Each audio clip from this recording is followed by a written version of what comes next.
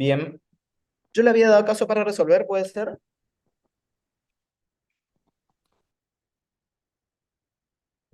¿No? Sí, profe. ¿Quieren resolverlo? ¿Quieren resolver algún caso? ¿Tienen alguna duda?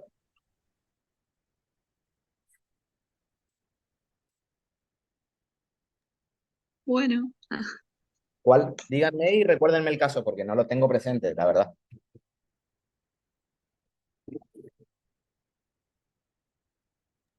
sí, ahí lo busco. Bien.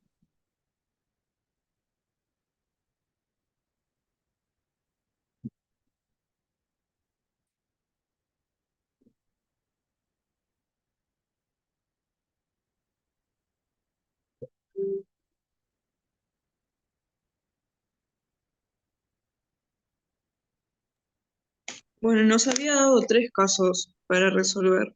Sí. ¿Quiere que le lea los tres o vamos uno por Uno, uno, uno? uno primero. Vamos resolviendo uno. Bueno, dale. Uno, el celular de Pablo. No, no era esto. El estuche vacío. Nicolás es un joven que no tiene trabajo y se dedica a apoderarse de cosas ajenas. Un día ve estacionado un auto en la zona céntrica y cree ver dentro de él una notebook valiosa. Para acceder, rompe la cerradura del vehículo y toma lo que creía que era la notebook. Pero se da cuenta de que no era una computadora en realidad, sino solamente el sobre o cobertor vacío. Deja el objeto en su lugar y se retira rápidamente para no ser detenido. El fiscal lo ¿Qué acusa hace, por el qué hace, delito qué de hace robo. también el sujeto? Se da cuenta que estaba vacío y ¿qué hace? Deja el objeto en su lugar y se retira rápidamente para no ser detenido. Ujú. El fiscal lo acusa por el delito de robo, artículo 164 del Código Penal, y la defensa solicita que se deje sin pena el caso, por tratarse de una conducta atípica o delito imposible. Sí. ¿Qué resolvieron? ¿Cómo resolvieron? ¿Cómo fundamentaron la resolución? Lo que más me interesa.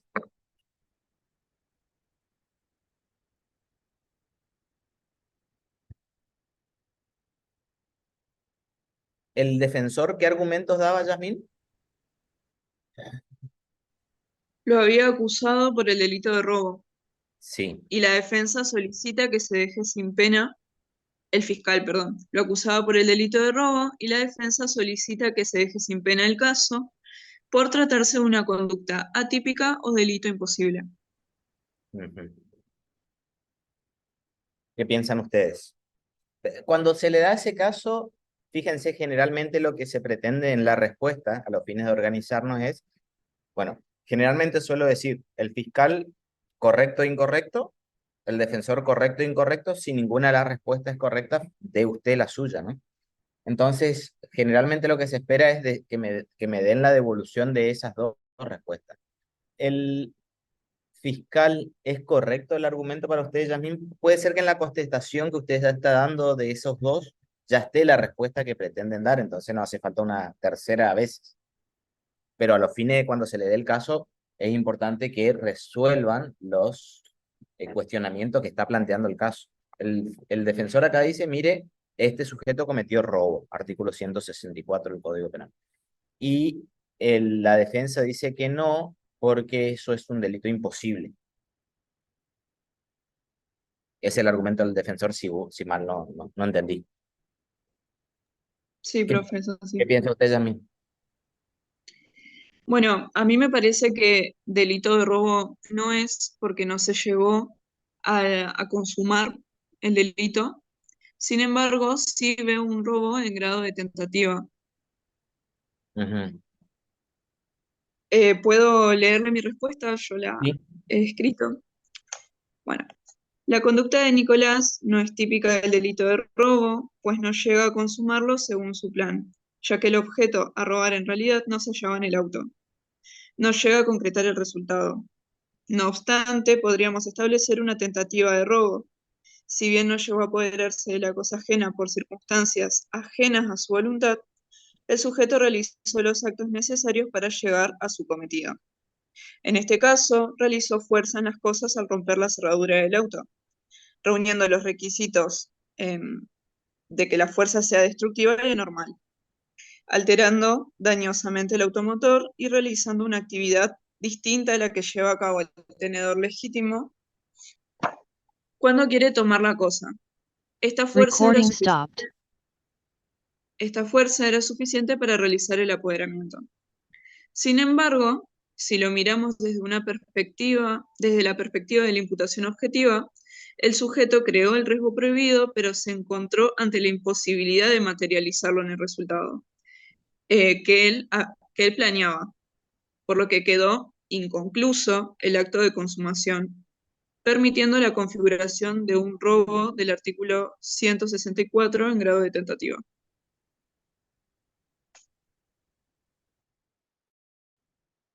¿Alguien resuelve de manera distinta? El argumento del defensor, ¿qué piensa usted, Yasmín? El defensor dice, no, no hay delito acá porque, léame por favor textualmente lo que dice la defensa. Por tratarse de una conducta atípica o delito imposible. Él dice, esto es un delito imposible. ¿Qué piensa usted? Diría que en el caso, mirándolo objetivamente, podríamos decir que es imposible, pero el sujeto activo, Nicolás, no lo sabía. En su representación era posible y realizó los actos para posibilitar aquello. Después de hacer todo esto, él se dio cuenta que la netbook en realidad no existía. Y por eso desiste. A mí no me parece que haya un desistimiento voluntario por su parte.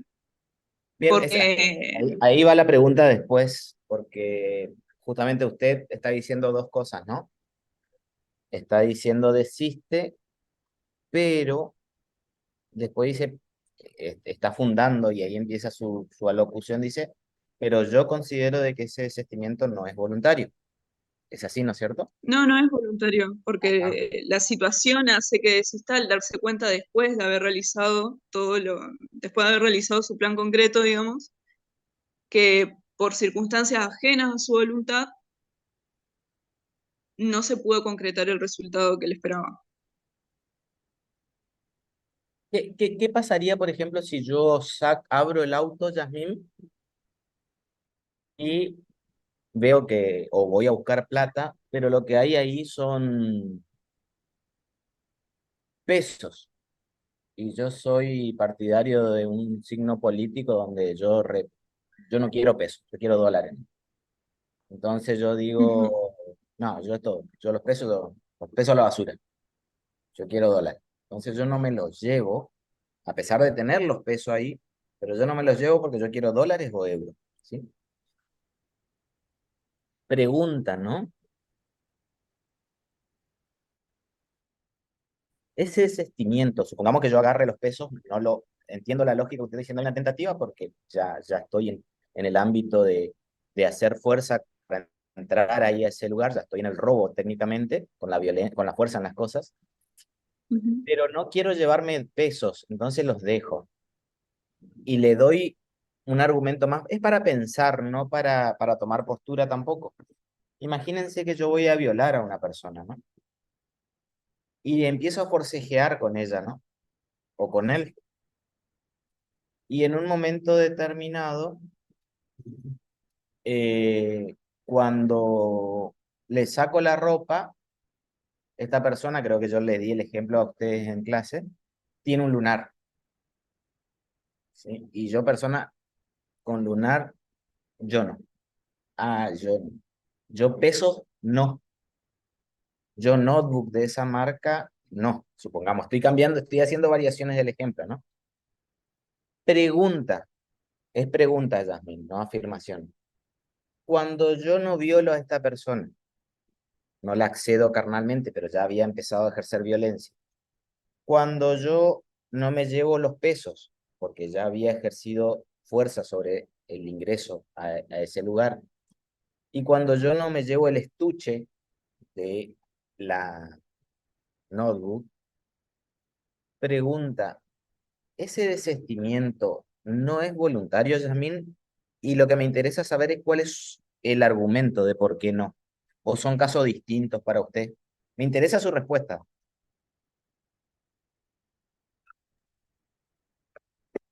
Bueno, a mí el desistimiento voluntario, en este caso, de nuevo, no me parece por el hecho de que el sujeto tenía un plan concreto, que podía llevarlo a cabo, lo llevó a cabo, tal como lo pensó, y sin embargo no llegó al resultado por una causa ajena a él, por una Sí. causa que escapó de sus manos.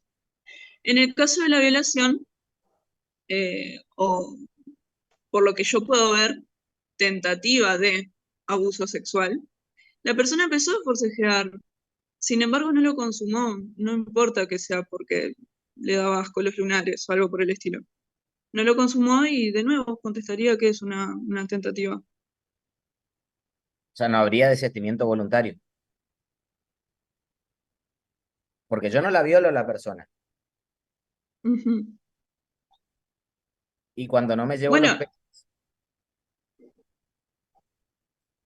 también llegué a pensar en este caso, capaz no hubo tentativa de robo, pero sí se podría llegar a configurar el delito de daños por el auto. También lo llega a pensar. no está bien, pero usted dice, cuando yo no llevo los pesos, habría. ¿Hay tentativa o no hay tentativa? ¿Hay desistimiento? No, a eso estamos apuntando, porque dice tentativa había. La pregunta es, ¿hay desistimiento en el peso, el de los pesos en vez de los dólares, ¿no? Yo soy de la libertad avanza y yo peso no quiero, yo quiero dólares. Darle un ejemplo, ¿no?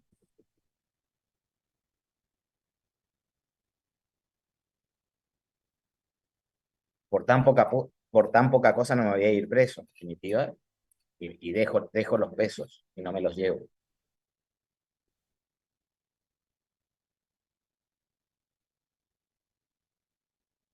Mi respuesta sigue siendo la misma, no se lo ¿Qué? llevó porque el momento no cumplió con el plan, digamos, no que no podía. Sí. Fíjense, esto pone en discusión, este caso no es un caso nada fácil esto, porque en realidad el argumento Zaffaroni, el que plantea de meter la mano en el bolsillo vacío, ¿no? Este ejemplo está tratado, el de poner la mano en el bolsillo vacío, en el lugar donde no está el objeto de protección, donde dice, mire, eso no es la tipicidad misma. Inclusive Zaffaroni lo plantea como una cuestión de atipicidad cuando el objeto está ausente, en el caso de que el objeto esté ausente, entonces lo plantea. Entonces, lo que está planteando la defensa tampoco es tan alocado, ¿no? Pero si superamos ese análisis y para alguien que es un poco más subjetivista, donde decir, bueno, yo estoy contradiciendo la norma del robo cuando me introduzco dentro de ese objeto al realizar la fuerza sobre las cosas, yo ya estoy en tentativa de, independientemente que el objeto termine estando o no, porque yo ya, ¿cuál es el fundamento de la punición de la tentativa? Dirían algunos. Bueno, si el fundamento de la punición de la tentativa es el peligro, asistiría a razón quizás a Zaffaroni en decir, mira qué peligro corrió acá el bien jurídico propiedad si acá no había una notebook que proteger. ¿Se entienden? O el bolsillo estaba Claro, vacío en el pero la ejemplo de persona ya Zaffaroni. había empezado, ¿Cómo? ya tuvo la intención de transgredir la norma. Desde el punto de vista de alguien más subjetivista, como me pretendo catalogar yo, diría, bueno, mira, usted la norma que impide o que trata de impedir el robo que está detrás del artículo 164 que dice el que se apoderare, usted no debe andar apoderándose de cosas ilegítimamente, muebles, cuando usted infringe esa norma, usted ya tiene dolo y ahí ya hay tentativa, ¿no? Entonces, para alguien de esta característica diríamos, bueno, ahí hay tentativa. La discusión después pasa por lo que usted estaba fundamentando, ¿no? Está bien, pero el sujeto no se llevó nada, pudiendo haberse llevado en ese caso puntual. Pero usted dice, no, no, esta tentativa, este desistimiento no es voluntario. Perdón, usted dice, no es voluntario el desistimiento, porque usted dice que queda en grado de tentativa. ¿no es cierto? Esa es la respuesta que usted daba. El desistimiento no es voluntario, porque si él hubiera podido llevarse, se llevaba las cosas, pero no se lleva por una circunstancia que es ajena a su voluntad. Es el fundamento que usted da. ¿Es así? Sí, es así. Ahora que me iluminó también, lo que quería expresar era eso, de que más allá de que los elementos se hayan presentado o no, el sujeto ya actuó con la intención y actuó Está bien. eh, con, Por eso yo voy a con la compartir clara con usted intención de transgredir de la que norma. eso es tentativa. Sí, Ahora la discusión que inclusive, porque yo siempre cuando planteo los casos, o cuando se dan los casos, este no es un caso que yo lo trabajé, sino que un caso que le di para que trabajen, eh, siempre me planteo la fórmula de Frank, que a mí me gusta enseñar cuando yo le quiero hacer pensar la tentativa a ustedes. No es la fórmula mágica, pero es una fórmula interesante, ¿no? Y dice que hay desistimiento en Frank cuando el sujeto puede, pero ya no quiere. Hay desistimiento cuando el sujeto puede afectar el bien jurídico, pero ya no quiere, ¿sí? Entonces, parecería ser, él puede afectar la propiedad en ese caso, y depende, me parece que no todos los casos que yo estoy dando son idénticos, entonces cuando no está la, profe, yo no, sí, no, que me gustaría decir que yo también seguía esa fórmula y decía, bueno, el sujeto puede afectar el bien y no podía porque no había notebook que afectar en la situación. Por eso también.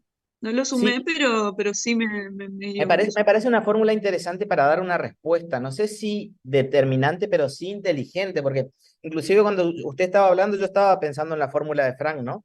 Y decía, bueno, pero ¿y por qué no se llevó el estuche? Porque estaba pensando en el desistimiento, ¿no? ¿Por qué no se lleva el estuche? Y pero yo escuchándola a usted, porque mi respuesta inmediata iba a ser, mire, bueno, pero acá hay un desistimiento, pero usted argumentaba de que él no se llevó porque no podía llevarse lo que él quería llevarse, ¿sí? Entonces, después cuando yo le voy cambiando el ejemplo, inclusive pensando en su respuesta, por eso le dije, me interesa su respuesta, pensaba en el caso de la chica esta, ¿no? En el caso del lunar. Entonces la pregunta es, ¿hay o no hay desistimiento? Y quizás no sea tan idéntico el caso de la notebook con el tema del lunar, por varias cosas, por la importancia respecto al bienes jurídicos, la identidad respecto al bien jurídico, eh, la, no solo la importancia, sino también la trascendencia de esa integridad sexual y o sea, la propiedad es algo más trasladable desde el punto de vista de las personas. Me parece que la sexualidad no, o otros bienes jurídicos más inmanentes a la persona en sí mismo. Entonces me parece que no es tan inmutable porque yo siempre le decía, bueno, pero él podría haberle violado a esta persona, pero tenía lunar y yo no quise violar a alguien con lunar, ¿no? Entonces yo siempre le planteo en el ejemplo, ahí hay un desistimiento voluntario, porque él podía violarla, pero ya no quería, porque tenía lunar. Entonces, ese argumento siempre doy de que hay un desistimiento voluntario en ese caso, Yasmín, y así le enseñé yo a ustedes, porque cuando yo di ese caso, así le enseñé yo a ustedes. Pero eso no significa que usted en esta respuesta que me estaba dando no me haga pensar inclusive aquel caso, porque me lo hizo pensar mientras yo iba razonando su respuesta. Yo decía, bueno, ¿y por qué yo resuelvo distinto? Porque usted me convenció de algo a mí, la verdad le digo, de que acá no hay un desistimiento voluntario. No hay un desistimiento voluntario porque la respuesta que usted daba decía, él, me parece que eran otros términos, ¿no? Pero él ya no podía o él no podía afectar el bien jurídico notebook porque no estaba. Y era la respuesta suya es porque era una circunstancia ajena a su voluntad. El no afectar ese bien jurídico notebook. Eso es tentativa y quedó así y no se afectó porque era esa circunstancia ajena, no porque él pudiendo ahora ya no quería, porque él eso nunca quiso, él quería la notebook. Estoy razonando su respuesta, ¿no? Entonces me parece importante, no quizás esta resolución que plantea unas discusiones dogmáticas, ¿no? Fíjense, esto que estamos planteando acá con Yasmín y como resolución de ese caso se puede dar en un caso hipotético. Y puede ser que un juez diga que este comportamiento es un acto de desistimiento y otros van a decir que es un acto de atipicidad. Pero en los dos casos, tanto en el desistimiento como en el de atipicidad, va a dejar remanente los delitos que ya se consumaron, que es lo que usted estaba tratando de decir que yo le corteo. Y dijo, bueno, no, pero van a quedar los daños, el artículo 183 del Código. Para una respuesta, para la otra va a quedar exactamente lo mismo. Lo que sí puede llegar a pasar que si ustedes dicen de que el comportamiento está desistido, ¿qué pasaría? Supongamos que digamos que está desistido, que desistió el sujeto Yasmín. Vamos a seguir trabajando con usted, ¿no? El sujeto desistió, pero afuera había un cómplice, ahí al lado, había un cómplice, ¿no? Y le agarran a las dos personas. Esta persona había desistido, no llevó nada, y al lado estaba el...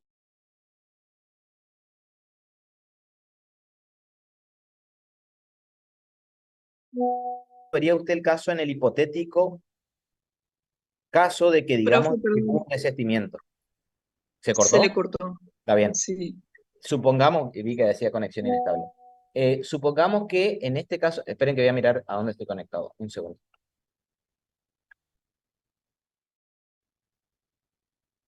Un segundo.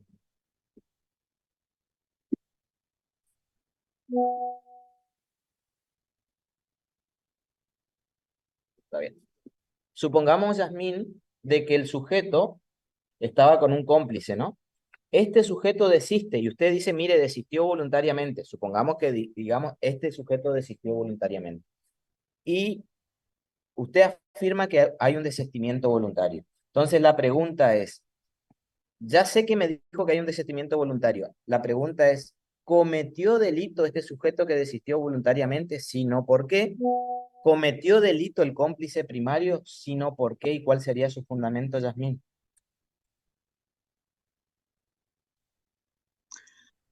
bueno, esto también era un debate en la doctrina, lo recuerdo.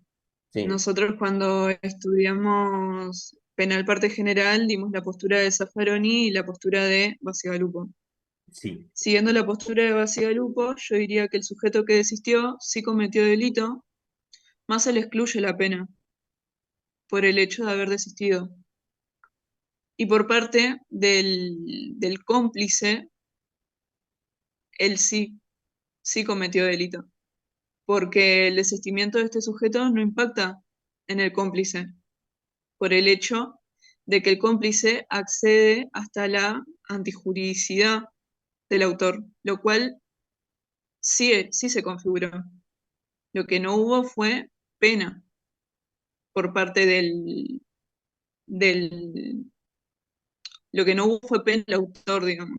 Del autor, pero sí. Entonces, sí, entonces esta exclusión de la pena no impactaría a su cómplice por el hecho que le dije anteriormente de que accede hasta la antijuricidad, lo cual se ve configurado. ¿Y Zaffaroni?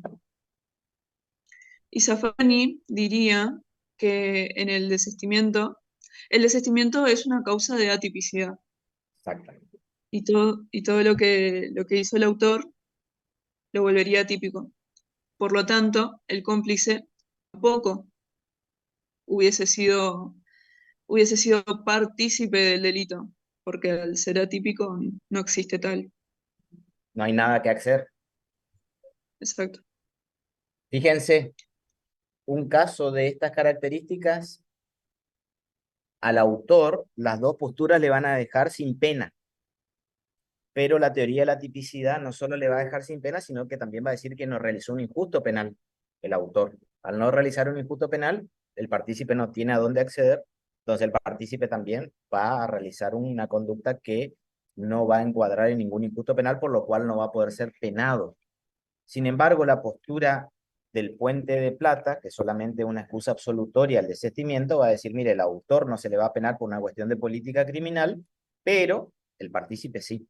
Entonces, en este caso puede llegar. Esta discusión que estamos planteando de los dos casos, de todos estos casos y de todas estas posturas que estamos hablando, se puede llegar a plantear en un hipotético debate.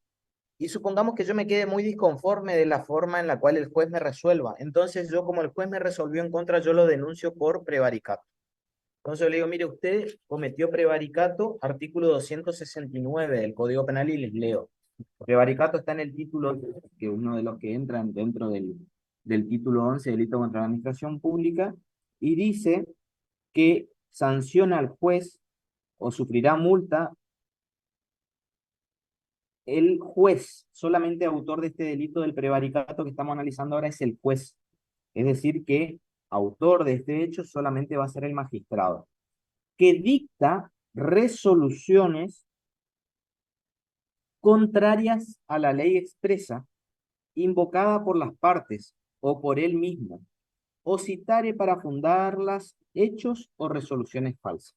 Entonces le digo, mire, usted está cometiendo una sentencia prevaricante porque está en contra de lo que dice Belzel. Belzel en su postura dice esto, usted cita a Basigalupo y usted está dictando contra lo que había manifestado esta doctrina tan importante. Bueno, este tipo de discusión es muy común que se pueda llegar a dar en cualquier tipo de sentencia o resolución donde un juez dicte o adopte para su postura una doctrina que no esté de acuerdo con la suya.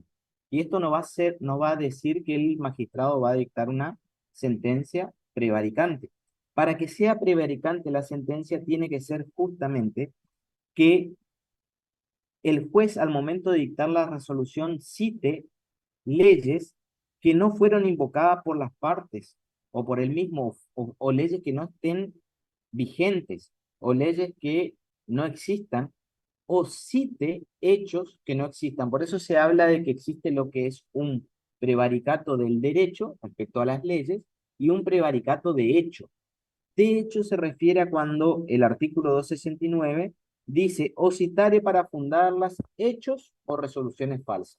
Cuando yo cito hechos o resoluciones falsas, muy probablemente el juez ahí estaría dictando una sentencia que sería prevaricante. ¿Qué es el prevaricato? Es una sentencia dictada por un juez que contradice a las leyes o que contradice a los hechos incorporados al expediente. Entonces, puede ser que yo no esté de acuerdo con una apreciación del juez respecto a una valoración de una prueba. Y esto no significa que necesariamente sea una sentencia prevaricante. Es más, las mayorías o muchas sentencias, no voy a decir las mayorías, pero muchas sentencias son dejadas sin efecto por la instancia superior. Por ejemplo, una sentencia dictada por el juez de garantía que confirma la prisión preventiva puede ser dejada sin efecto posteriormente por la Cámara de Apelaciones. O una sentencia condenatoria o una sentencia absolutoria puede ser dejada por el superior tribunal en un recurso de casación, dejada sin efecto. Y esto no significa necesariamente que sea una sentencia prevaricante. Ahora, en las últimas sentencias que se han dictado acá en el Superior Tribunal del Chaco, muchas de ellas se dejan sin efecto sentencias de los jueces de grado de primera instancia, correccional o de cámara, porque las mismas, por ejemplo, no tuvieron cierta perspectiva, ¿sí? Por ejemplo, perspectiva de género. Entonces dice, mire, usted al momento de valorar esta prueba, no tuvieron esta perspectiva de género al momento de valorar ese elemento probatorio. Esto no significa que el juez de grado haya tenido una sentencia o haya dictado una sentencia prevaricante. Es más, estas sentencias que está dictando el superior hoy actualmente se contradicen a otras que habían dictado anteriormente en su forma de valorar esas pruebas. ¿A qué voy con esto? Que esta discusión respecto a cómo se valoran las pruebas o ciertos elementos probatorios es algo inmanente a todo proceso penal. Y esto no es algo que va a hacer que la sentencia o la resolución dictada por el juez sea prevaricante. Para ser prevaricante, yo creo que tiene que ser necesariamente citar, por ejemplo, el testigo tal cual lo declaró el testigo cuando Luciano Salazar llevaba un arma en ese entonces y efectuó los disparos de armas. Y el testigo no había dicho nada de eso. Algo de eso ustedes habían visto, me parece, en el documental que yo le pedí que vean, en Ratty Horror Show, donde los jueces dicen que el testigo dijo cosas cuando en realidad nunca había sucedido eso.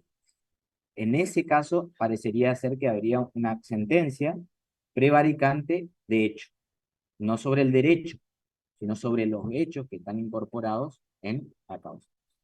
Si la sentencia fuera condenatoria, en causa criminal la pena será de 3 a 15 años, por obvias razones, ¿sí? El perjuicio que ocasiona cuando una sentencia condenatoria en una causa criminal de reclusión o prisión e inhabilitaciones perpetuas. Ahí el juez va a tener una pena, el único que puede dictar una sentencia prevaricante, ¿quién es?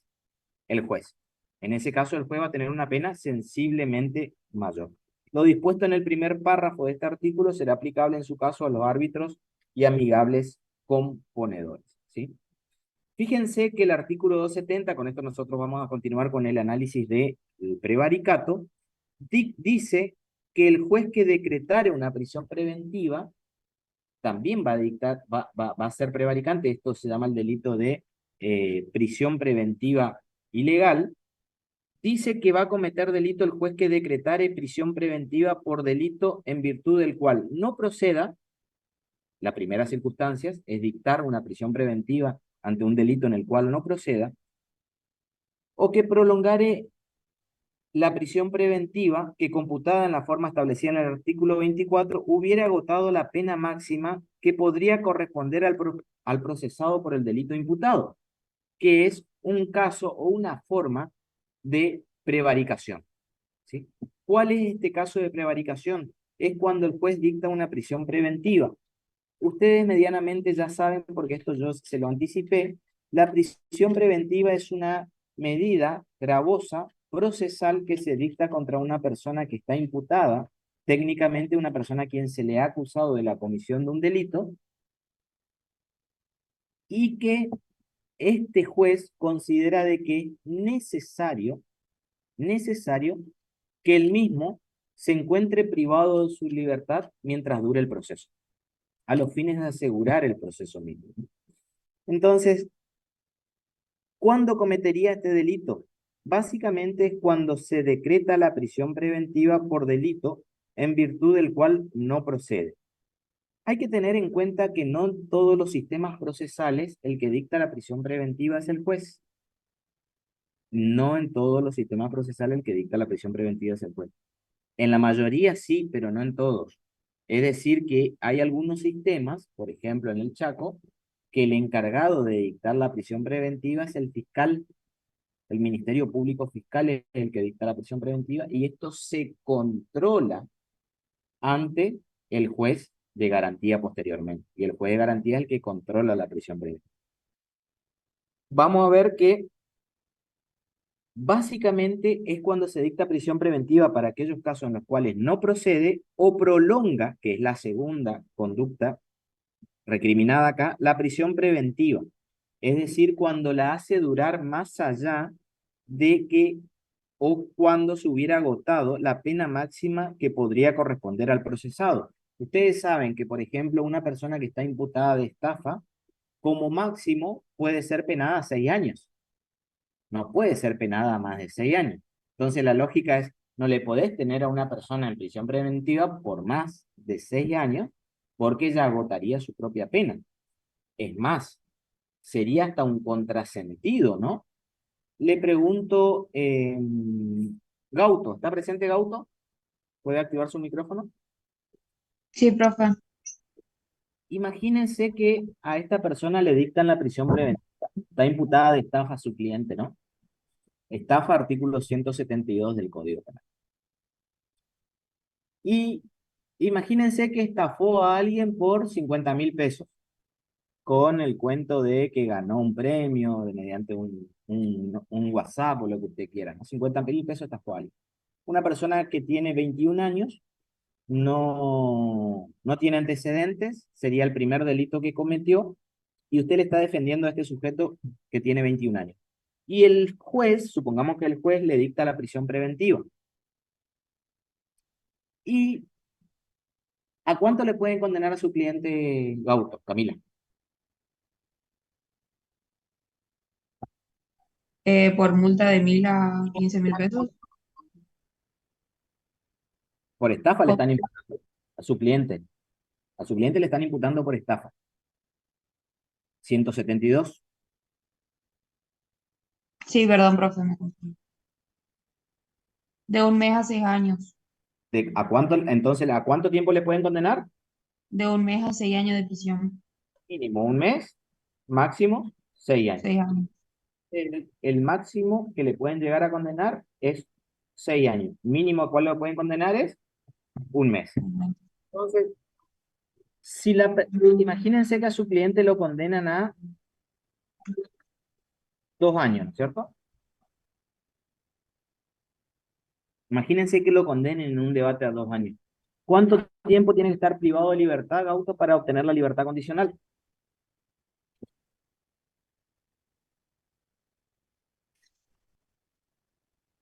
Si lo condenan a 2 años.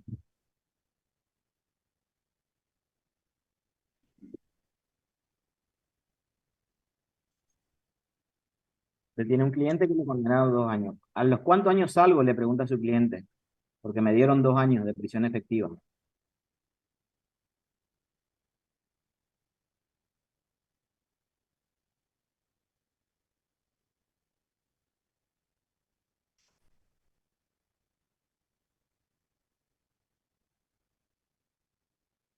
Puede tener condena condicional. Pero en este caso le dieron de prisión efectiva, 2 años. Prisión efectiva le dieron.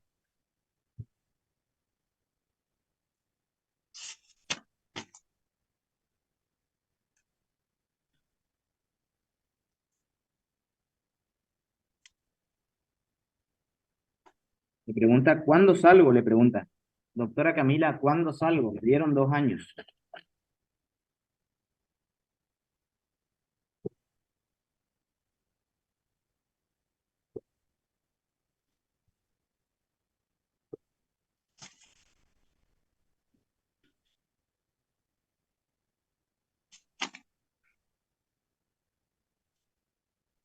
Juan, ¿cuándo va a salir el cliente de Camila? Si le dieron 2 años, en libertad condicional. ¿A cuándo podría salir?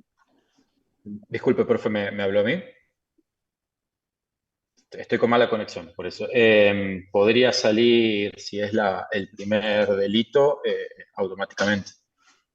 Pero Si es este a menos de 3 años. fue condenado a 2 años de prisión efectiva. Prisión efectiva. Disculpe, no lo escuché. No Ah, prisión. La pregunta es, ¿cuándo podría sí, obtener si ya le dieron 2 años? Ya sabemos que le dieron 2 años, supongamos a Camila. y es prisión efectiva. Y la pregunta que él le hizo a su abogada es, ¿cuándo salgo? ¿Cuándo me da la libertad condicional? 8 meses, profe. 8 meses. 8 meses. Fíjense un argumento muy fuerte que la defensa tiene que usar en las prisiones preventivas. Mire, si mi cliente fuera condenado, que no lo es, y fuera condenado a 2 años, que todavía no fue condenado, pero imagínense que a 2 años, lo cual significa casi el 50% de la pena, puede ser condenado a mucho menos de 2 años, pero si fuera condenado a 2 años, Fiorito me dice que 8 meses.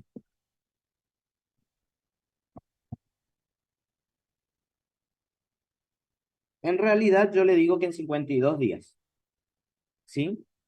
No en 8 meses, porque 8 meses son 240 días. ¿Por qué? Porque 8 meses está para a quien es condenado a 3 años, dice la postura de una interpretación que es el 22%. Entonces, quien es condenado a 3 años tiene que estar 8 meses. Tiene que estar 8 meses.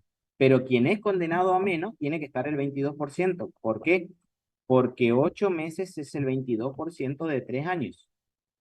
Entonces, quien es condenado a 2 años, que son, yo saqué mal, 365, 365 por 2, ¿no es cierto? 730 días son los que le condenaron, ¿no? Por 22%. 160 días. 160 días. 5 meses y 3 días son lo que tendría que estar privado de su libertad y no 8, Fiorito. Me corrijo, no 54. Son 5, pero igual son 2 meses y medio menos. Sí, es mucho Sí, tiempo. me acuerdo de esa interpretación, sí, sí, sí que habíamos. el fiscal me puede decir, bueno, pues usted me está haciendo una interpretación de cuando sea condenado. Bueno, peor aún, con más argumento para mí, todavía no es condenado, es decir, que es inocente. ¿Por qué le va a tener más de 5 meses y 3? Porque ¿cuándo lo va a condenar? ¿A cuánto le va a condenar? Porque si es condenado a 3, imaginemos una hipótesis de condena, tiene que estar 8 meses. Una persona que es declarada culpable. En este hipotético caso, ¿por qué les vuelvo a ese ejemplo que habíamos trabajado en su momento? Porque un argumento que ustedes lo tienen que plantear en esta hipótesis, para que el juez o el fiscal o el evaluador también tenga elementos para decir, mire, se nos está yendo la mano porque si fuera condenado, quizás ya estaría saliendo. Todavía siendo inocente, capaz corresponde la libertad. Entonces, una de las cuestiones, este caso en realidad el artículo 270 está referido a cuando ya agota la pena máxima que correspondería al procesado por el delito imputado. Ahora, ¿cuál es la pena máxima? Porque una de las cuestiones, la pena máxima es 6 años en ese caso puntual, pero le van a dar 6 años a mi cliente que tiene, en el caso de Camila Gauto, una sola estafa por 50.000 pesos sin antecedentes. ¿Le van a dar 4 o le van a dar 3 o le van a dar 2? ¿Hay que ir en abstracto o hay que ir al caso concreto? Que es la discusión que se planteó respecto a la probation. Fíjense, usted me está dejando en prisión preventiva algo que se puede resolver con probation. Todos son argumentos que hay que saber y hay que plantearlo en su momento. ¿Por qué? Porque son valederos y son importantes. Para que no se dicte la prisión preventiva o para que se deje sin efecto. Porque decir, bueno, ¿qué argumento utilizo yo para que se deje sin efecto la prisión preventiva? Uno es el paso del tiempo. Uno es el paso del tiempo. En principio, las prisiones preventivas no deberían durar más de 2 años por ley. Hay una ley que permite prorrogarse por 1 año más, con toda una discusión que hay, pero no podría o no debería haber en la Argentina persona que esté privada de su libertad hoy en día con más de 3 años. 3 años prorrogables después del segundo, ¿no? O sea, 2, 1 año más prorrogable a modo de excepción. Eh, Esa es la lógica en el cual deberían estar hoy.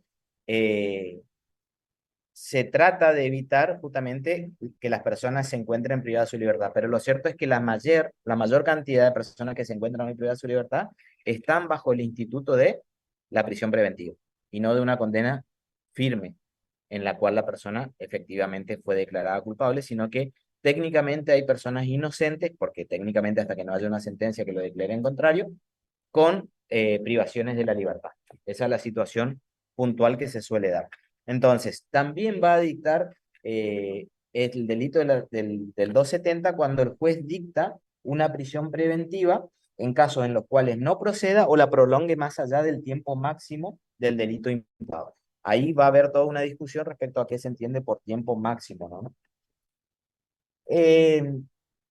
¿Cuáles son los delitos en los cuales se puede dictar prisión preventiva? Hay un criterio procesal que se usa mucho en la práctica de decir, bueno, hay que ver el quantum punitivo, pero desde hace mucho tiempo ya la jurisprudencia ha establecido que en realidad no es que hay delitos que sean sí o sí que se deben merituar con prisiones preventivas, no, sino que hay que ver que exista lo que se llama, y esto lo van a aprender en procesal, el peligro procesal, que el sujeto evidentemente ponga en conflicto, en peligro la posibilidad de investigar y la posibilidad de entorpecer el proceso judicial. Ese sería el argumento para dictar la prisión preventiva. Más puede ser un proceso que no tenga pena tan alta, pero Disculpe que lo interrumpa, profesor. Justamente eso se trata de justificar en la apelación de que, en este caso, si usted está defendiendo a alguien, de que no está entorpeciendo ni la causa ni hay peligro de fuga, y una de esas es el declarar el domicilio, si tiene también trabajo y todo eso, ¿no? y que no haya habido, por ejemplo, conductas por parte del sujeto Antecedentes penales anteriores. por ejemplo, o que no haya estado prófugo. Y ojo, fíjense algo que yo le decía la otra vez, Morón, yo le decía que yo hay veces que diga, mire, una de las estrategias suele ser el no estar a derecho. Esto no significa que no le perjudique dentro del proceso, porque la persona que no está a derecho y no se presenta, muy probablemente tenga una predisposición contraria a la investigación del proceso y el fiscal o el juez posteriormente le va a querer tirar la prisión preventiva porque demostró una peligrosidad al no presentarse y al fugarse, al estar prófugo. Entonces eso también es algo que hay que evaluarlo como estrategia de la defensa en el caso puntual. Porque que yo le diga que no hay delito cuando el sujeto se fuga, no significa que no le perjudique dentro del proceso penal, son cosas totalmente distintas. Yo le decía, mire, la persona que no se presenta cuando está siendo buscada no significa que está cometiendo delito. La persona que está privada de su libertad y se fuga, yo le decía como argumento, tampoco comete delito, ni siquiera la figura del artículo 281 del Código Penal, que es la evasión y quebrantamiento de pena, tampoco, no va a cometer ese delito. Pero esto no significa que no pueda darle argumentos, como lo planteaba recién Lucila, a que el juez pueda decir, mire, acá hay peligro procesal, porque a pesar de usted tener domicilio, a pesar de usted tener trabajo, a pesar de tener estudio, a pesar de tener no condenas, usted demostró esta conducta de entorpecer la justicia. O, por ejemplo, fue y habló con testigos. Entonces, si yo lo saco, usted puede llegar a llevar adelante esas conductas tendientes a entorpecer el accionar de la justicia. Entonces, ahí estaría un fundamento para yo decir, mire, la pena que le voy a dar acá puede ser que sea una pena no alta, pero a este sujeto yo necesito que mientras yo investigue lo deje detenido. Pero yo ya estoy diciendo algo, mientras yo investigue, si yo ya investigué, ya tengo todas las pruebas incorporadas, él ya no me puede entorpecer más porque yo ya hice los allanamientos, ya tengo las testimoniales, él no puede más generar esa presión en principio, entonces se me caería el argumento de la prisión preventiva. Es decir, que se puede dejar sin efecto posteriormente. Hoy en día se ven algunas resoluciones judiciales donde el juez le dice, bueno, le doy la prisión preventiva, pero te doy tiempo. No te doy una prisión preventiva al infinito.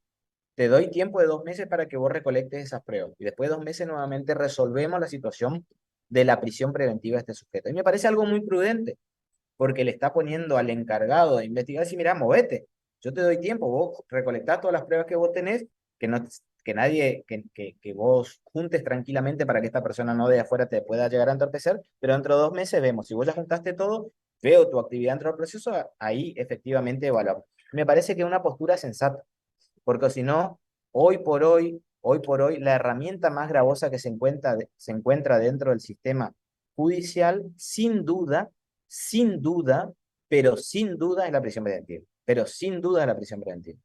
Porque no suele ser la excepción y hasta suele ser, capaz Fiorito me lo confirme, la regla. Quizás Fiorito me confirme que suele ser la regla de la prisión preventiva en caso, obviamente, de delitos con cierta naturaleza. Capaz puede ser Fiorito que sea así o no. Sí, incluso acá, por lo menos en la segunda circunscripción, todos los jueces de garantía la dictan sin plazo.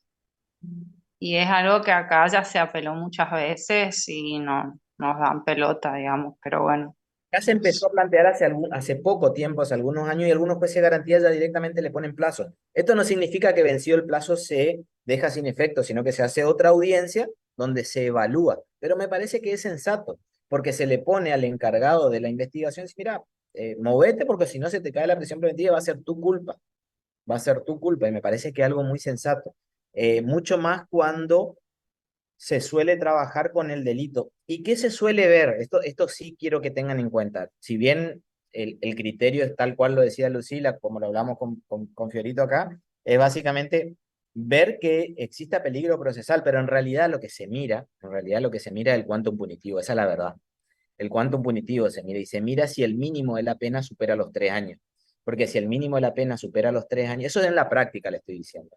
Si el mínimo de la pena supera los 3 años, la persona que es condenada, si fuera condenada a ese delito, sí o sí tiene que ser a prisión efectiva. Ese es uno de los criterios que se suele tener en cuenta. Por eso, ustedes van a ver que cuando el legislador quiere sancionar un hecho con gravedad, le pone 3 años y más. Por ejemplo, en el robo de armas de fuego que vimos la otra vez, que le aplicaba 3 años y 6 meses. ¿Por qué están esos 6 meses? Cuando era la aportación de armas de fuego, la aportación de armas de fuego. Básicamente para que esa persona no tenga la libertad condicional y se le dicte la prisión preventiva. Si fuera, no libertad condicional, si fuera condenado sea la prisión en efectivo. Y mientras tanto puede ser dictada la prisión preventiva. ¿Sí? Básicamente se mira mucho el quantum punitivo, pero las defensas y las acusaciones lo que tienen que jugar es el peligro procesal. Tiene que demostrarse el peligro procesal. Y el peligro procesal, como mucha jurisprudencia acorde, me parece que dice, eso no se debe sacar solamente del quantum punitivo. Fíjense, ¿qué hicimos nosotros? De la última clase habíamos trabajado con enriquecimiento ilícito y ahora pasamos a las dos figuras de prevaricato, artículo 269 y 270 del Código Penal. También va a cometer prevaricato el abogado en el artículo 271 del Código Penal o el mandatario judicial que defendiera o representara partes contrarias en el mismo juicio, simultánea o sucesivamente, fíjense, simultánea en el mismo momento o sucesivamente, en un momento a uno y después a otro, pero de manera contradictoria, o que de cualquier otro modo perjudicare deliberadamente la causa que estuviera confiada. Fíjense, pasó acá en el caso Cecilia, este que fue muy renombrado, el caso Sena, el caso de esta chica que fue descuartizada aparentemente, el padre, Sena, la esposa, Marcela Acuña, y el hijo, César Sena, estaban todos defendidos por un mismo abogado en un momento determinado. Y en una de las audiencias, el juez le dice al defensor de que se aparte de la causa, porque había intereses contrapuestos. Es decir, que parte de una de las estrategias decía, miren, el que cometió el delito es él, o si lo cometió él, yo no. Yo no. La defensa mía consiste en echarle la culpa al otro, y hay intereses contrapuestos. Algo yo le insinué a ustedes de que para mí hubo un error de estrategia, pero también rayano con esta figura, en el caso de los rugby. Yo les dije a ustedes, en el caso de los rugby para mí había un error de estrategia. Como abogado defensor yo, por más que hubiera agarrado la defensa de todos, yo no hubiera ido con todos. Porque no es lo mismo la defensa del que pateó, del que empujó, del que estuvo a 2 metros, 3 metros, que era parte del grupo solamente. Porque el que era parte del grupo pero no pateó ni empujó, quizás tenga que echarle la culpa al otro. Para decir, mira, ellos fueron, yo no estuve de acuerdo, yo no estuve en el plan, yo no estuve en la planificación, yo no acordé, nunca consentí, yo traté, yo evité, yo hice, pero ¿qué hago con esto? Si yo le asesoro eso a él, le estoy perjudicando a este. Entonces, ¿qué estoy cometiendo ahí? Prevaricato. Y este prevaricato del abogado no solamente se comete en causas penales, se puede cometer en causas civiles. En cualquier tipo de causas se puede llegar a cometer. En definitiva, cuando yo estoy asesorando a partes contrarias dentro del mismo proceso. Ahí estoy cometiendo prevaricato. Fíjense cómo lo regula el artículo 271. El abogado o mandatario judicial que defendiere o representare partes contrarias en el mismo juicio, simultáneo o sucesivamente, o que de cualquier modo perjudicare deliberadamente la causa en la que estuviere confiada, o que de cualquier modo deliberadamente perjudicare. Una de las cuestiones es, ¿se requiere un perjuicio? ¿Se requiere que efectivamente haya un perjuicio como elemento del tipo? Esto es una discusión muy grande que hay en este tipo penal. ¿Por qué? Porque algunos dicen que son conductas distintas. Por un lado está el sujeto que defiende a partes contrarias del mismo proceso, y por otro lado estaría la conducta que de cualquier otro modo perjudica deliberadamente la causa en la que estuviera confiada. Como que en uno se requiere el perjuicio y en la otra se requiere solamente el estar asesorando a dos partes de manera contraria. Esto es una gran discusión. Lo cierto es que parecería ser que la administración de justicia, que sería el bien jurídico tutelado acá en esto del prevaricato, se vería afectada en el normal desenvolvimiento cuando hay abogados que están interviniendo en partes contrarias. Esa es la realidad. Aunque en el momento puede ser que no le genere o le haya ocasionado un perjuicio puntualmente, o que no le haya ocasionado un perjuicio puntualmente. ¿Recuerdan ustedes cuando yo les di para que ustedes escuchen el audio de este abogado que en esta causa también había renunciado y que puede ser que le perjudicaba los intereses de su cliente porque él decía, mire, yo con delincuentes yo no yo no trabajo, o él también es un delincuente, refiriéndose a su cliente, ¿no? Ahí él no estaba cometiendo prevaricato porque no estaba defendiendo a parte contraria, pero me parece que estaba perjudicando los intereses. ¿Para qué yo le hice escuchar ese audio a ustedes? Para que ustedes piensen la figura de eh, violación de secreto profesional, porque él empezó a insinuar una serie de cosas respecto a lo que había hecho su cliente, que él se había enterado por conocimiento que había tenido dentro de la causa. Para eso yo lo había hecho. Pero ahí él prevaricato no cometía, porque no había intereses contrapuestos, porque él defendía a una sola persona, ¿sí? Bien, el artículo 272 del Código Penal dice que las disposiciones del artículo anterior será aplicable a los fiscales, asesores y demás funcionarios encargados de emitir sus dictámenes ante la autoridad.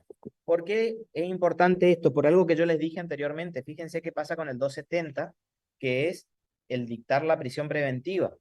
Hay prisiones preventivas que es dictada por el fiscal también, en el Chaco, por ejemplo. Entonces, tranquilamente podría cometer esa figura de el dictado de prisión preventiva, aunque la norma dijera el juez. Lo que pasa es que el 270 dice, esta disposición será aplicable a los fiscales, asesores y demás funcionarios encargados de emitir dictámenes ante las autoridades. Ahora tenemos que ver el capítulo 11, la denegación y retardo de justicia. Otra vez, el bien jurídico tutelado acá es la administración pública, pero específicamente la administración judicial. Esto es lo que se ve en juego acá. Y también se va a ver en juego esta administración judicial cuando veamos el falso testimonio, que es el título 12. Y también cuando veamos el título 13, que es el de entorpecimiento, y también el de quebrantamiento de pena, que es el título 14. Es decir, que todos estos capítulos que estamos viendo específicamente se refiere a la administración judicial como bien jurídico tutelado. Eso es lo que se afecta, ¿no? La denegación y retardo de justicia empieza con el artículo 273. ¿Y quién puede cometer el delito? El juez. ¿Qué hace el juez en este caso puntual del artículo 273? Se niega a juzgar sobre pretexto de oscuridad, insuficiencia o silencio de la ley. Oscuridad, insuficiencia o silencio de la ley. ¿Qué tiene que hacer un juez civil cuando tiene oscuridad, insuficiencia o silencio de la ley?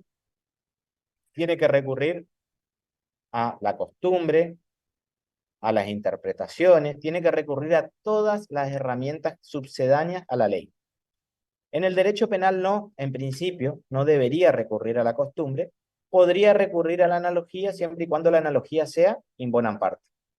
Pero hay algo que no puede dejar de hacer tanto el juez civil como el juez penal o el juez laboral o administrativo.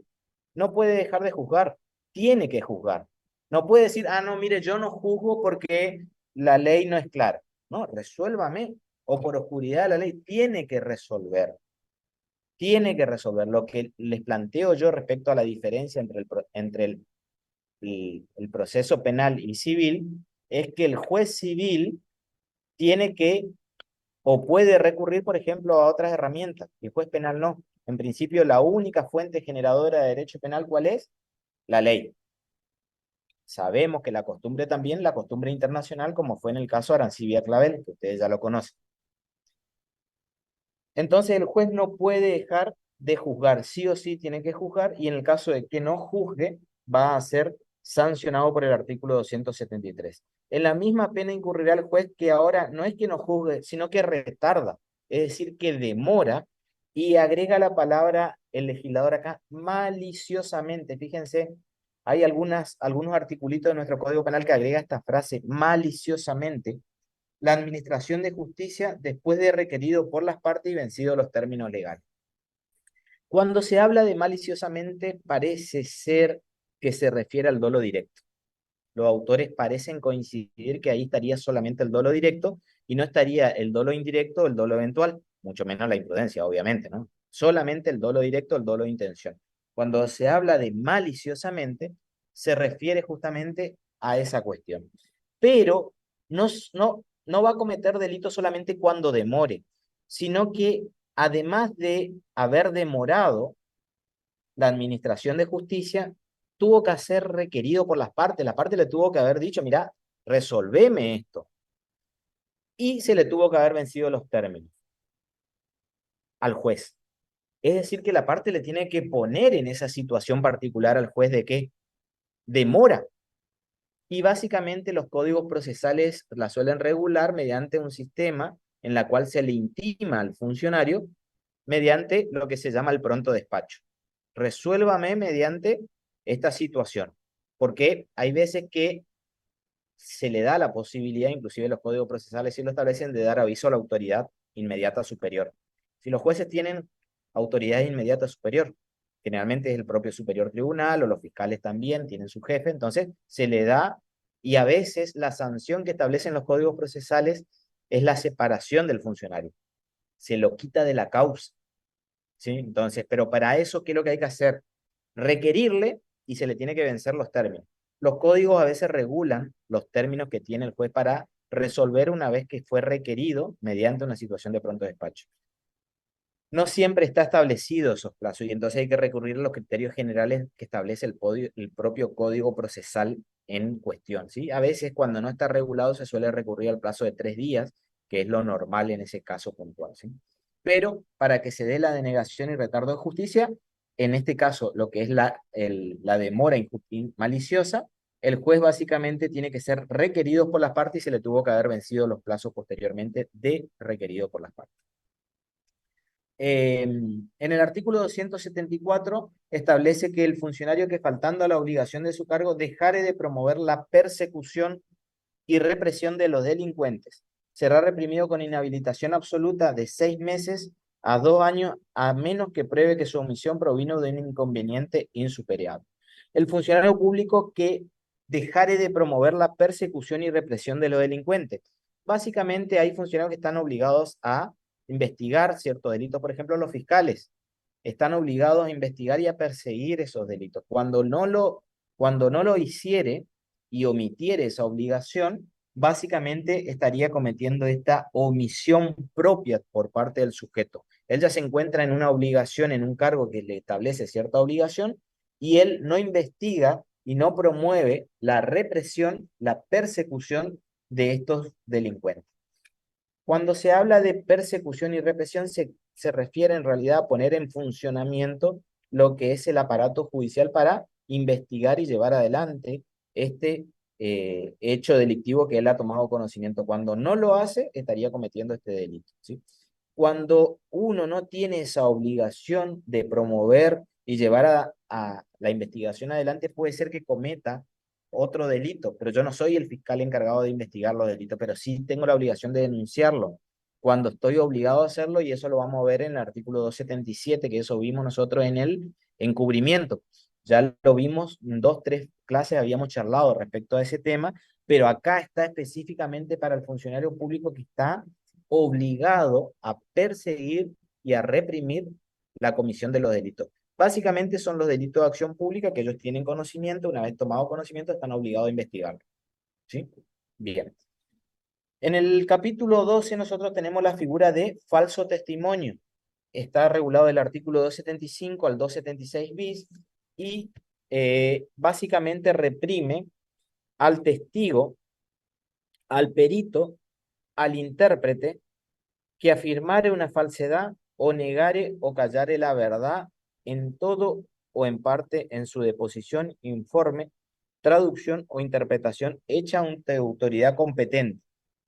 Si el falso testimonio se cometiera en causa criminal en perjuicio del inculpado, la pena será de 1 a 10 años de reclusión o prisión. Fíjense, le decía yo cuando veíamos el 245, la falsa denuncia, le decía, la persona que va y comete falsa denuncia después le van a citar como testigo. Y si se mantiene en eso que fue falso en lo denunciado, va a cometer falso testimonio. Que este tiene pena mayor.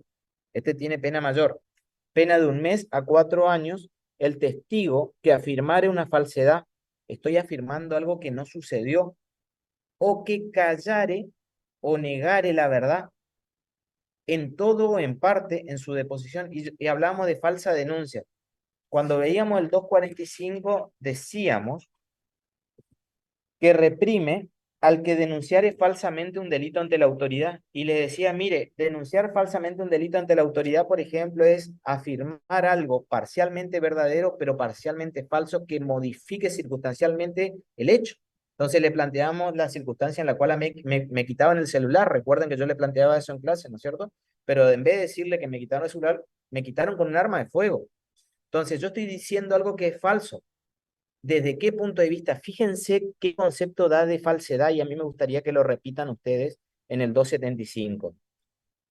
Afirmar una falsedad o negar o callar la verdad en todo o en parte.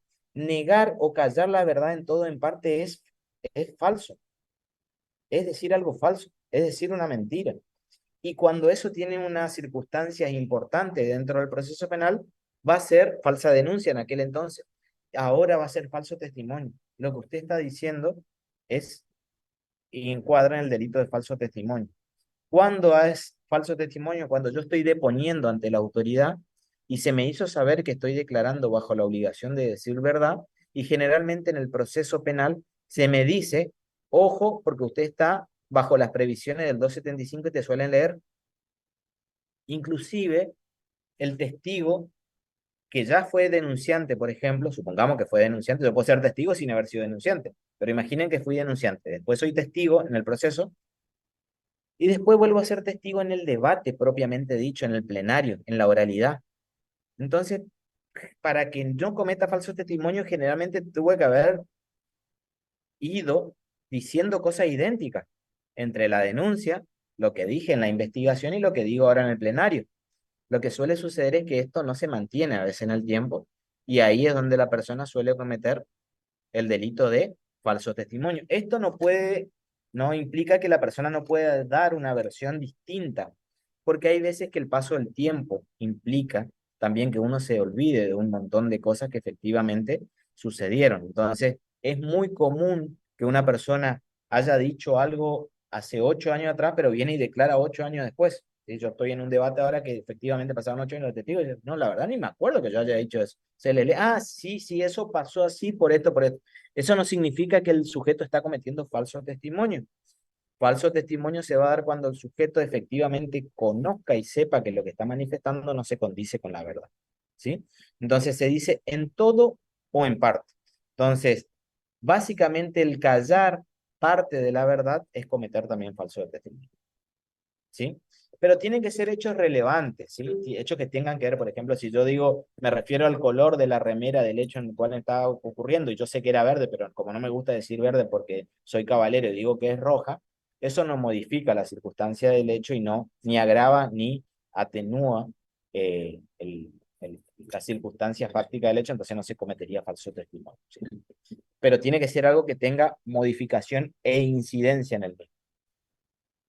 En todos los casos se impone además al sujeto inhabilitación absoluta por el doble del tiempo de la condena. Esto le pasa no solo al testigo, sino también al intérprete y también al perito, al intérprete o al perito. ¿Sí? Intérprete, por ejemplo, en una traducción o el perito que tenga que hacer una pericia técnica accidentológica o balística o pericial de la que fuera y donde se está informando cuestiones falsas. Y ahí estaría cometiendo el delito de falso testimonio. La pena del testigo, perito e intérprete cuya declaración fuera prestada mediante cohecho. ¿Qué es lo que es el cohecho? Ustedes ya saben, cohecho lo vimos nosotros cuando analizamos el artículo 256 al artículo 259, ya sabemos que existe el cohecho activo, el cohecho pasivo. Básicamente, que esta declaración es realizada mediante cohecho. ¿Qué significa mediante cohecho? Mediante el pago de un dinero o de una dádiva. Ya sabemos que esos son los elementos del cohecho. Se agravará con una multa igual al duplo de la cantidad ofrecida o recibida. Ofrecida o recibida. El sobornante sufrirá la pena del simple testigo falso. Además, si es que cometió otro delito más. ¿Cometería el sobornante en ese caso puntual cohecho activo?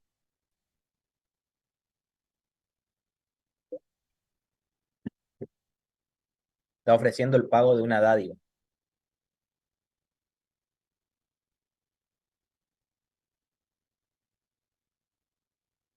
¿Cometería cohecho activo?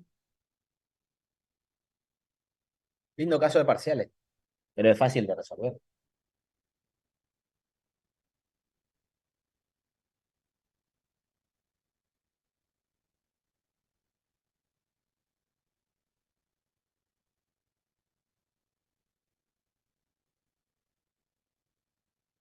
Profe, tiene que ser un funcionario público el que reciba la dádiva. Le tengo que ofrecer, como O, hecho activo, le tengo que ofrecer a un funcionario público, no a cualquier claro, funcionario público encima, sino que a un funcionario público para que éste haga, retarde o deje de hacer algo relativo a su función, y que esto no es propio de relativo a su función, entonces no se daría el cohecho activo, a pesar de estar ofreciendo una dádiva, pero estoy ofreciendo a una persona para que vaya y declare de un modo determinado, solamente, ¿sí? Entonces no estaría cometiendo la figura de cohecho activo, aunque el tipo penal hable del cohecho, en este caso puntual, del que recibe o del sobornante. El sobornante, si tenemos que traducirle dónde está regulado en el Código Penal, en el 258. El sobornado, ¿dónde está regulado en el Código Penal? 256.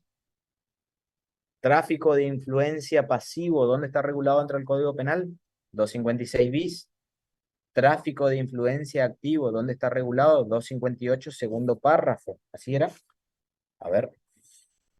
Dice el 258. Si la dádiva se hiciere o ofreciere con el fin de obtener alguna de las conductas tipificadas en el 256 bis, la pena será. Ahí está el tráfico de influencia activo. 258 después del punto. Recuerden señores, escúchenme. Cuando estudiamos cohecho pasivo, 256. Tráfico de influencia, 250, tráfico de influencia pasivo, 256 bis.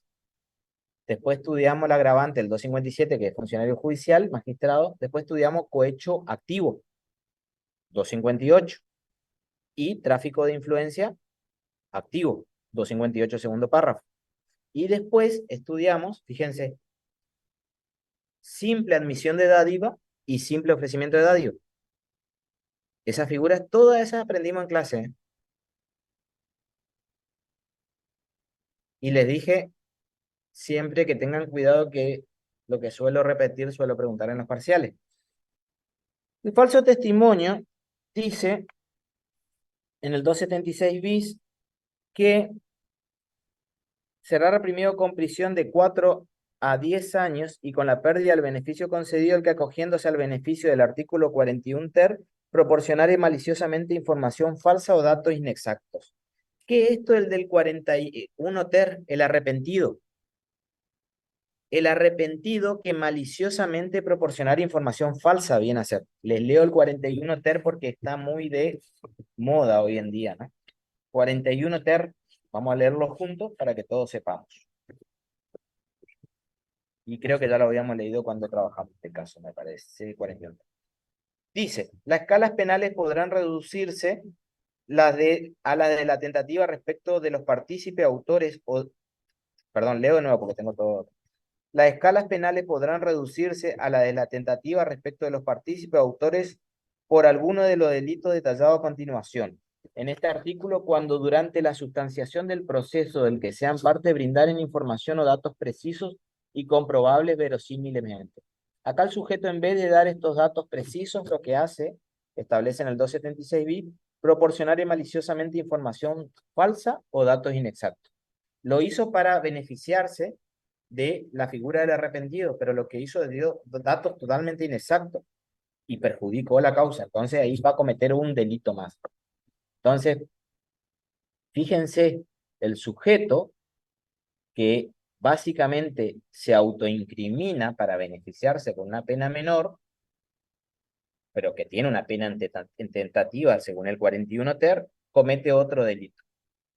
Entonces, parecería ser que algunos dicen que se afecta al principio nemo tenetur se ipso prodere. Nadie está obligado a declarar contra sí mismo. Pero si vos te perjudicas en esta circunstancia y das datos inexactos, vos vas a cometer otro delito más. Por eso muchos autores critican muchas de estas figuras que no tienen mucho que ver con nuestra costumbre legislativa y que a veces lo que termina es perjudicando. Y se ven muchas causas que se encuentran armadas, no, perdón, no quise decir armadas, sino se encuentran llenadas de testimoniales con estas características, que no se saben que si son del todo exactas y que son solamente a veces agente encubierto o agente que terminan siendo arrepentidos dentro del proceso. Encubrimiento.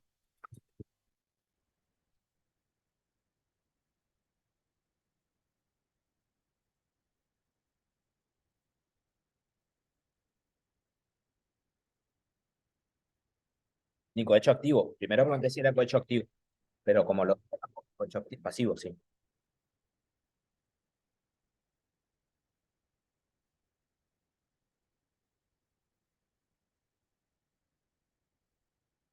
Sí. En ese caso puntual, sí, cuando yo le ofrezco un dinero o una dádiva a un funcionario público para que éste haga, retarde o deje de hacer algo relativo a su función. En ese caso, que sea un funcionario público, sí. En ese caso se daría por el sujeto que termina cometiendo, ofreciendo el dinero, cohecho activo, y por la otra persona el cohecho pasivo. Para eso el sujeto, el perito, tuvo que haber sido el funcionario público, y este funcionario público tiene que hacer algo que es propio de su función. En este caso su función era emitir esos dictámenes periciales o esas pericias, ¿no? Entonces, en ese caso puntual, por más que la pericia esté bien hecha, ya lo habíamos visto eso nosotros en su momento. Entonces, en ese caso sí, efectivamente. En el hipotético caso que estuvimos trabajando, Luciana, era el caso de una testimonial donde alguien le ofrecía dinero directamente para declarar. Como no es propio de tu función el hecho de ir a declarar, no estaría cometiendo cohecho pasivo y cohecho activo el sobornante y el sobornado en ese caso puntual hipotético. Pero en el caso que usted plantea, sí, tranquilamente habría un cohecho. Cohecho del 256 me refiero, y 258. 256 y 258. Exacto.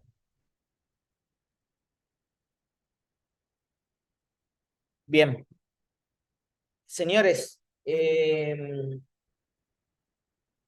¿tienen alguna duda? Mire, me falta dar encubrimiento y evasión y quebrantamiento de pena, pero les soy sincero, no tengo ganas de dar porque me cansé. Así que les pregunto, ¿tienen alguna duda? Porque con esto yo los libero. Les digo, vamos a ser sinceros en todo. Le voy a tomar solamente delito contra la administración pública. Solamente delito contra la administración pública. Más no le puedo aportar el parcial. Solamente delito contra la administración pública. Entonces, que repasen todas las figuras. Quebrantamiento de pena, encubrimiento, que no lo estoy por dar ahora, ni lo voy a dar. Y todo lo que dimos, sin usurpación de títulos de honores y sin violación de sello, que son los dos capítulos que sacamos, y sin todos los delitos militares. Más fácil, más corto me parece que es imposible. Más fácil, más corto me parece que es imposible. Y estaríamos nosotros ya examinándonos en la última clase, que es la del viernes que viene, que es 3, y mal no me equivoco, 3, 4, ¿puede ser? 3. 3. 3 en esquina y 4 en Goya. Y para los que salen mal, después vamos a ver cuándo se hace, porque la del 17, 18 está suspendida, así que capaz tenga que ser un día entre semanas. Me dijeron que tendremos que hablarlo entre nosotros, entre lo que salgan mal. Entonces, fíjense la figura en la cual yo hice mucho hincapié dentro de lo que vimos, solamente delito contra la administración pública. Y yo, este fin de semana, voy a mirar Rati Horror Show de nuevo. Voy a ver qué veo ahí.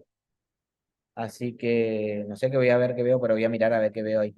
Así que yo les deseo buenos estudios y bueno, si estudian van a salir bien. No deberían salir mal. No veo por qué van a salir mal. Doctor, ¿Sí? ¿el examen comenzaría a las 1 o a las 2? A las 2. Las 2 porque no llego a la 1, no tengo chance de llegar a las 1. Ok, perfecto. Las 14. Y a las 9 en Goya. Hora y media tendría que estar resuelto. ¿Sí? Aparte van a estar re filosos porque van a estudiar delito contra la administración pública nomás, así que recuerden que entra incumplimiento de los deberes de funcionario público, todo eso entra. No entra solamente los dos capítulos que le dije y los temas militares. ¿Estamos de acuerdo? Perfecto, señores. Les deseo una excelente jornada y nos vemos dentro de unos días, el 3 y el 4 nos vemos. Buenos estudios. Gracias, Nos profe. vemos. Hasta luego, profe. Chau, chau.